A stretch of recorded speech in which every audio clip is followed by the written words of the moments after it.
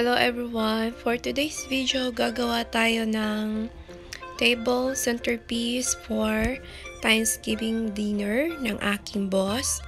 So, we have here fresh pumpkin or kalabasa, dried flowers. Meron din tayo.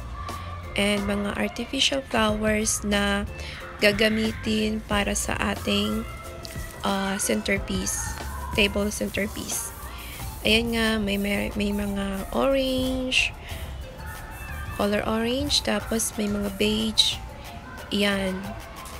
So, first, kinat po namin sa center yung kalabasa para mai-insert po natin dun yung mga flowers na ilalagay natin. At yan na nga po, nag-start na po kami. Pininturahan po namin ng dark brown at saka beige yung mga kalabasa. Ayan, at minikos-mikos na lang po namin yung mga flowers. At ayan naman po ang kinalabasan niya. Super ganda. And ayan, yan yung color beige.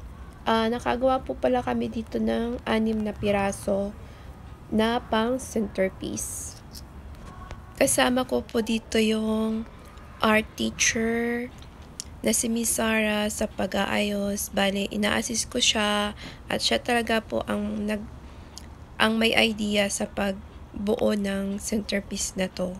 Ina-assist ko siya, binibigay ko anong kailangan niya, at yan nga po ang kinalabasan ng aming ginagawa.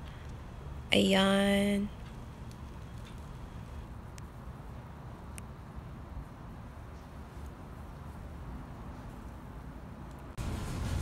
At ito na nga po sila, ready na idadalhin na sa bahay ni boss para sa kanyang Thanksgiving dinner. Ayan. At after that, a-arrange na po namin yung table doon sa bahay nila. At ayan po, andito na nga po kami.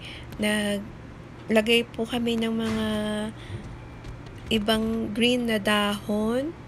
May orange din, tsaka gold. Ayan po. Thank you for watching.